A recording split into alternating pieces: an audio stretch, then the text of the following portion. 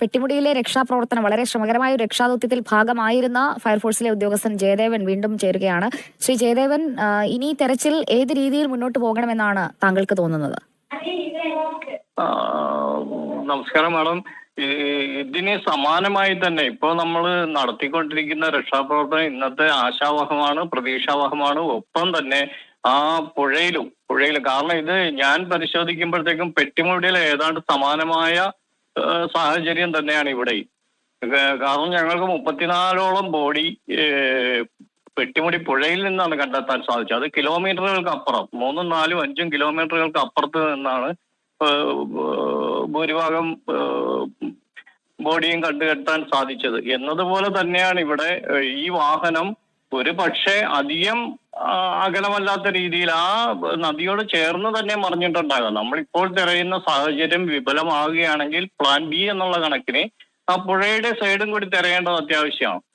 അപ്പോ ആ ഭാഗത്തുണ്ടാകാം. പുഴയിൽ ഇല്ല, 3 ദിവസം മുന്നേ തെരഞ്ഞു എന്ന് പറയുമ്പോഴത്തേക്കും തീർച്ചയായിട്ടും തടി കഷ്ണങ്ങളൊന്നും നമുക്ക് കിട്ടാത്ത സാഹചര്യത്തിൽ ഈ പുഴയുടെ അരികു ചേർന്ന് ഉണ്ട് എന്നുള്ളൊരു പ്രതീക്ഷ നമുക്ക് കൈവരിക്കാൻ സാധിക്കും എന്നാണ് എൻ്റെ ഒരു പ്രതീക്ഷ. അതായത് തെരച്ചിൽ ഇപ്പോൾ നടക്കുന്ന ഇടത്ത്, അതായത് ഈ പുഴയിലൂടെ അധികം ദൂരം പോകാനുള്ള സാധ്യതയില്ല അല്ലേ? സാധ്യതയില്ല, തൊട്ടടുത്ത് തന്നെ ഉണ്ടാകാനുള്ള സാധ്യതയുണ്ട്. കാരണം ഒരു വെയിറ്റുള്ള ഒരു ഇതിൽ നിന്നും ഭാരമുള്ള ഒരു വാഹനത്തിന്റെ പുറത്തേക്ക് വീണ്ടും മണ്ണുകൾ വന്നടിയുമ്പോഴത്തേക്കും തീർച്ചയായിട്ടും ഒഴുകിപ്പോകാനുള്ള സാധ്യത കുറവായിരിക്കാനാണ്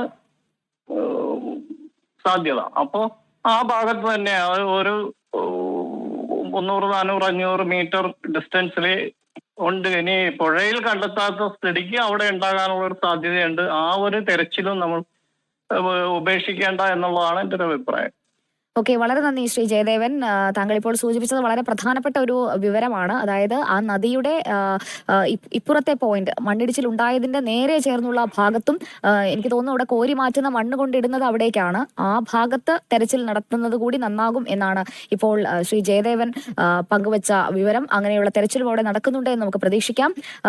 ഈ രക്ഷാപ്രവർത്തനത്തിന്റെ ഭാഗമാകുന്നവർ ലോകമെമ്പാട് നിന്നുമുള്ള മലയാളികളാണ്. എല്ലാവരും സേവ് അർജുൻ എന്ന് പറഞ്ഞുകൊണ്ട് അർജുന്റെ രക്ഷിക്കണം, എത്രയും പെട്ടെന്ന് അർജുനെ കണ്ടെത്തണം എന്നാവശ്യപ്പെട്ടുകൊണ്ട് നടത്തുന്ന സമ്മർദ്ദമാണ് ഇപ്പോൾ ഈ രക്ഷാപ്രവർത്തനത്തിന് വേഗം കൂട്ടിയത് എന്നുള്ളത് നമ്മൾ കണ്ടുകൊണ്ടിരിക്കുന്ന കാര്യമാണ്. എവിടെയായാലും മലയാളി ഒന്നാകെ ഇതൊരു വെറും ഒരു ഡ്രൈവർ അല്ലേ എന്ന് ചോദിച്ചവരോട് അല്ല, ഞങ്ങളുടെ വീട്ടിലെ ഒരാളാണ് അർജുൻ, മലയാളിയാണ്, അതാണ് അർജുന്റെ അഡ്രസ് എന്ന് പറഞ്ഞുകൊണ്ടിരിക്കുന്ന ലോകമെമ്പാടുമുള്ള മലയാളികളെ നമ്മൾ കണ്ടുകൊണ്ടിരിക്കുകയാണ്. അവർക്ക് എല്ലാവർക്കും ഒരു ബിഗ് സല്യൂട്ട്. ഓരോ നിമിഷവുമുള്ള വിവരങ്ങൾക്കായി ചോദിച്ചുകൊണ്ടിരിക്കുന്നവർ, അതുപോലെ തന്നെ ഏറ്റവും പുതിയ ദൃശ്യങ്ങൾ എത്തിക്കൂ എന്ന് പറയുന്നവർ, അവിടെ നിന്നുള്ള തെരച്ചിലിന്റെ ദൃശ്യങ്ങളാണ് പ്രേക്ഷകരിലേക്ക് ഞങ്ങൾ ഇപ്പോൾ എത്തിക്കുന്നത്. അവിടെ തത്സമയ സംപ്രേഷണത്തിന് അവർ വിലക്കേർപ്പെടുത്തിയത് കൊണ്ട് കുറച്ച് മാറി നിന്നാണ് നമുക്ക് ദൃശ്യങ്ങൾ എത്തിക്കാൻ കഴിയുന്നത്. ആകാശ ദൃശ്യങ്ങൾ, ഇപ്പോൾ നടക്കുന്ന തെരച്ചിലിന്റെ ആകാശ ദൃശ്യങ്ങളാണ് പ്രേക്ഷകർ കാണുന്നത്. മണ്ണ് മാറ്റാനുണ്ട് ഇനിയും. ആ മണ്ണിനടിയിലോ അല്ലെങ്കിൽ ആ മണ്ണിൽ മറുവശത്തുള്ള പുഴയുടെ അടിത്തട്ടിലേക്കോ ആ വാഹനം പോകാനുള്ള സാധ്യതയാണ് ഇപ്പോൾ ഏറ്റവും ഒടുവിലായി നമുക്ക് കിട്ടുന്നത്.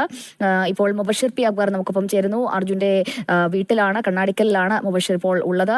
മുബഷിർ, തെരച്ചിൽ പ്രധാനപ്പെട്ട മണിക്കൂറുകളിലേക്ക് കടക്കുകയാണ്. ഇപ്പോൾ അവിടെ കുടുംബം ആവശ്യപ്പെട്ടത് സൈന്യം എത്തണമെന്നാണ്. സൈന്യം ഇനിയും എത്തിയിട്ടില്ല, ഉടൻ എത്തുമെന്ന് നമ്മൾ പ്രതീക്ഷിക്കുന്നു. 123 മണിക്കൂർ